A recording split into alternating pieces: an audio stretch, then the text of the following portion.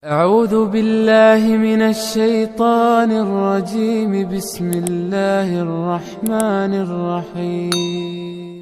Kita lanjutkan dulu. Wal qalami wa masturun ma anta bi ni'mati rabbika bimajnun.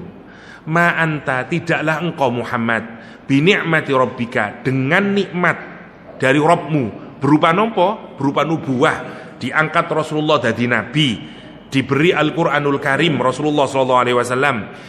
Bimajnun, awakmu kesebaban krono oleh nikmat niki, disebabkan engkau mendapatkan Al-Quran, disebabkan engkau diangkat menjadi nabi, itu bukan merupakan kegilaan. Ngeten maksudnya. Kita ini sering merasa menjadi nabi itu mudah. Jenengan pikiraken, misalnya jenengan diangkat jadi nabi, misalnya bendino pun 40 tahun dadi jamaah Masjid Citra Harmoni.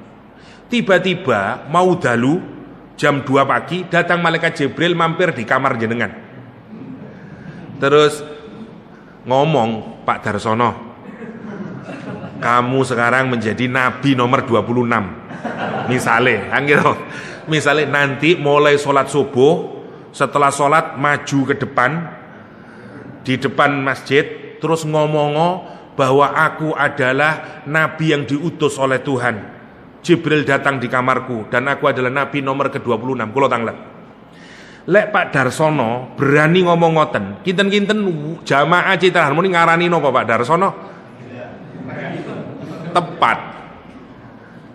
Salah mangan napa Pak Darsono niku ngoten to. Unta lobat keliru kados selang ngoten to.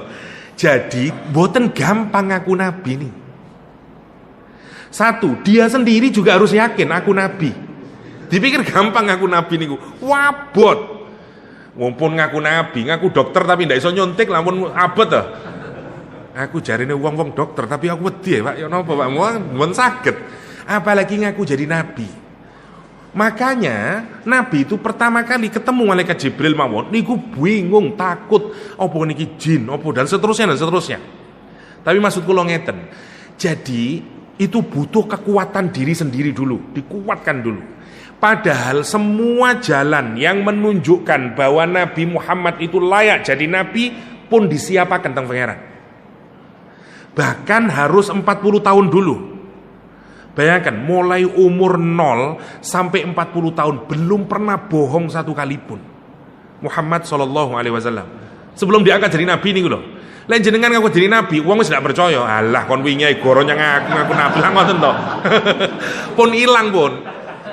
Jadi semua potensi untuk orang itu nggak bisa menolak kalau nabi itu ngaku nabi, niku pun dipersiapkan teng Gusti Allah. Makanya nabi itu sebelum ngomong jadi nabi, dia ngomong dulu begini. Hei orang-orang Quraisy, kalau nanti aku berkata sesuatu, apakah kalian membenarkan? Napa respon yang Quraisy? Kami akan membenarkanmu Muhammad, karena selama ini kami belum pernah melihat engkau berbohong sama sekali. Bayangkan, kata Nabi Muhammad, kalau misalnya aku berkata di balik gunung ini ada tentara yang siap menyerang kalian, apa kalian percaya? Napa jawaban yang Quraisy?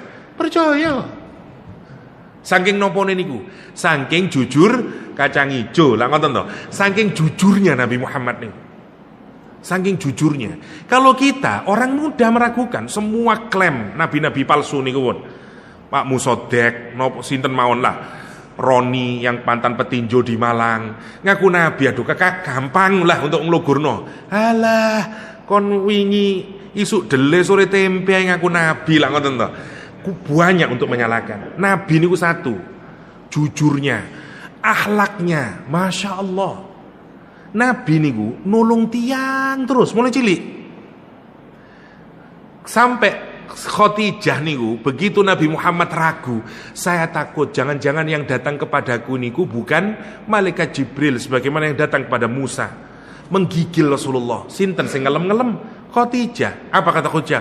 Demi Allah, ndak akan datang jin atau setan kepadamu, karena aku tahu engkau itu orang yang sangat baik. Engkau nolongin para janda, engkau nolongin anak-anak yatim. Gak mungkinlah orang sebaik kamu didatangin makhluk yang buruk.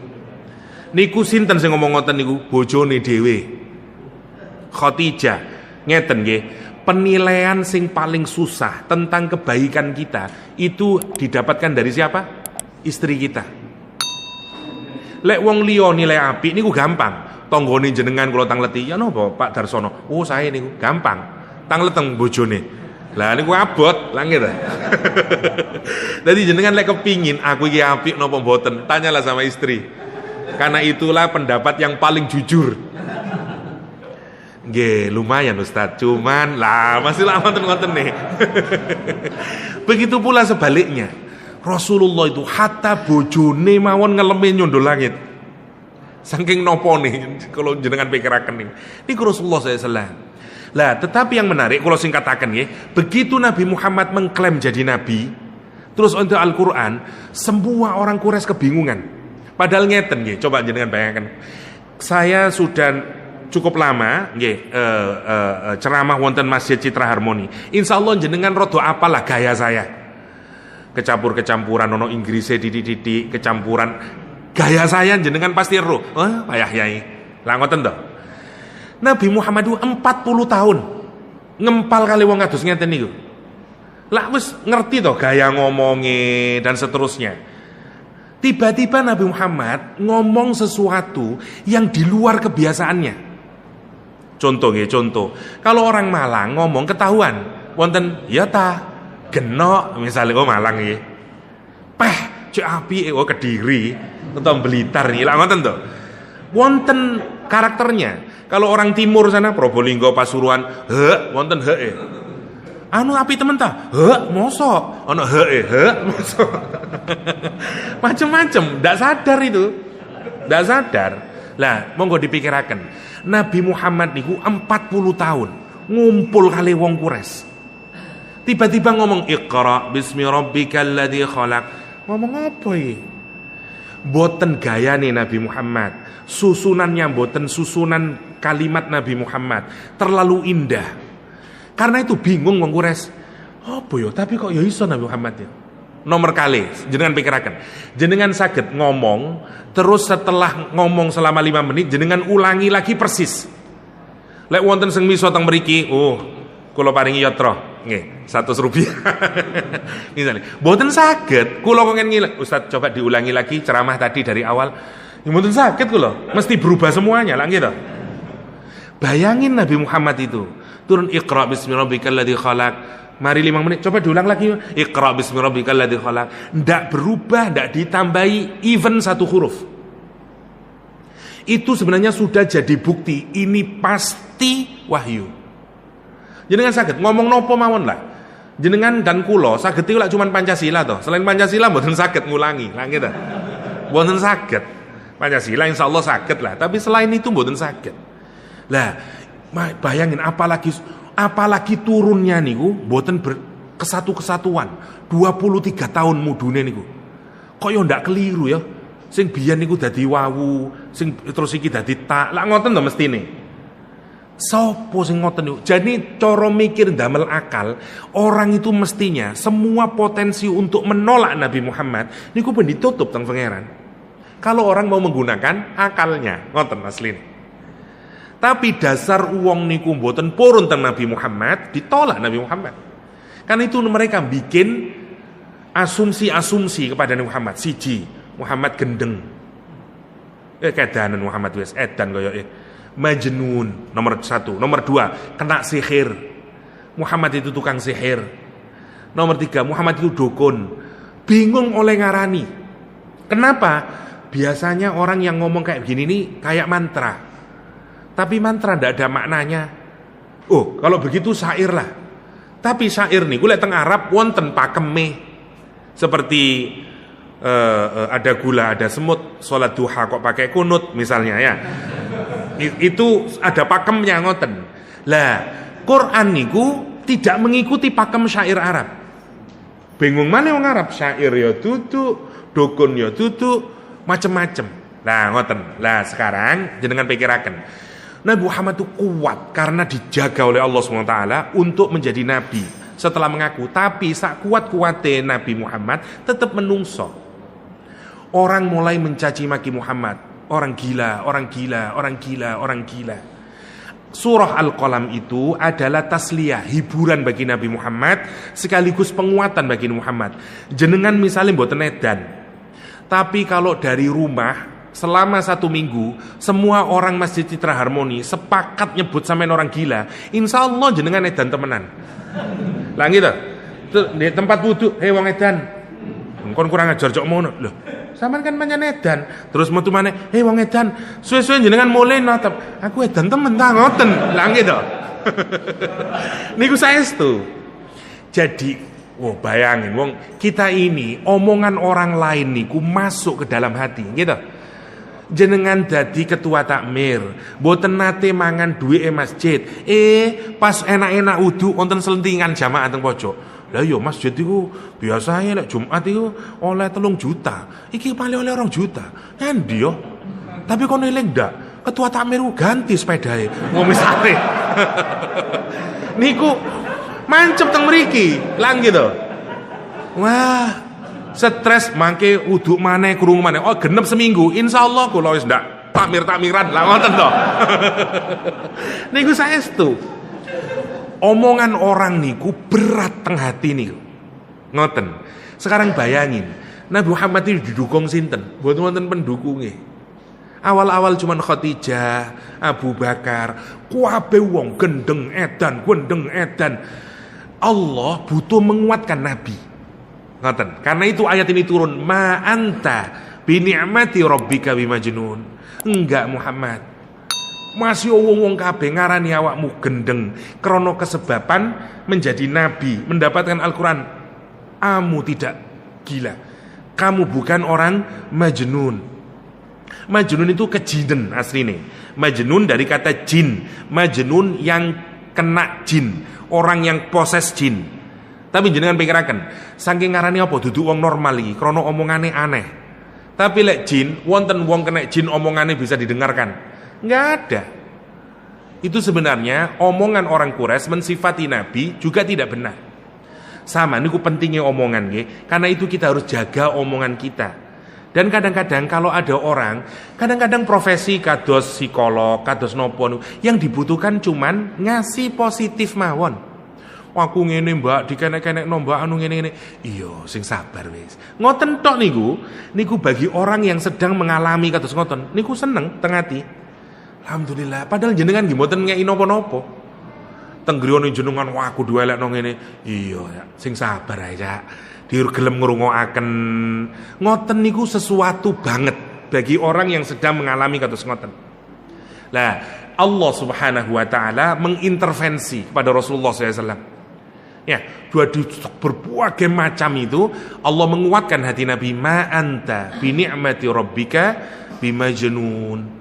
Dan Allah bahkan menyatakan wa innalaka la ajran ghairu mamnun. Dan sungguh Muhammad, jangan ragu sedikit pun, khusus untukmu nanti kamu akan dapat upah, dapat pahala yang tidak akan pernah putus-putus. Itu sebagai apa maksudnya?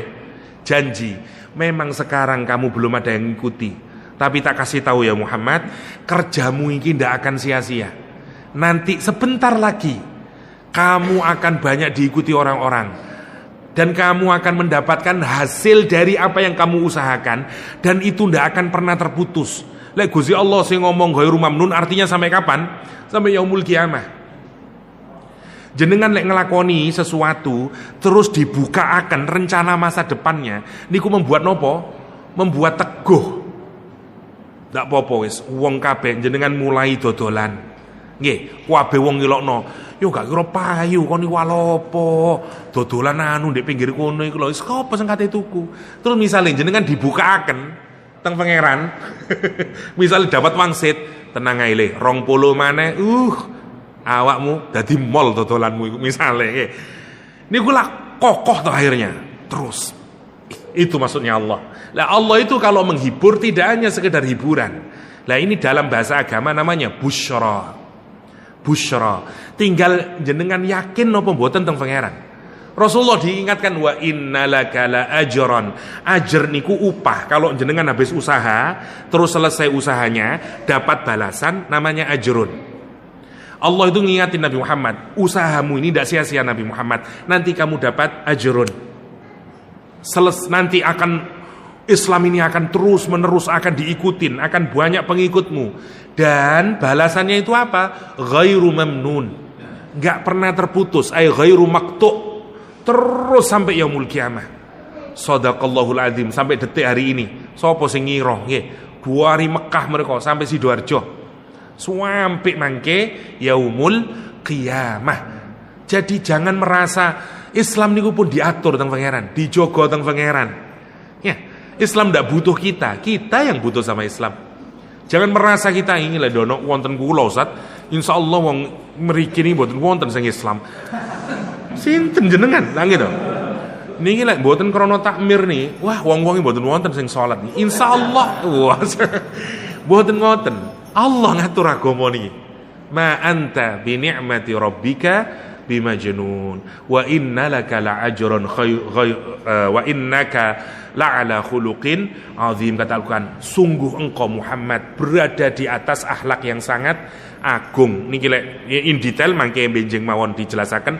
Satu Allah ngasih, jangan ragu, kamu ndak gila, kamu wis perfect, perbuatanmu apik, sikapmu apik, dan ndak akan sia-sia. Nanti kamu akan mendapatkan kesuksesan ngene. Itu dikuatkan oleh Rasulullah Sallallahu Alaihi Wasallam. Apa hikmahnya buat kita? Satu, semuanya itu pun diatur teng pangeran.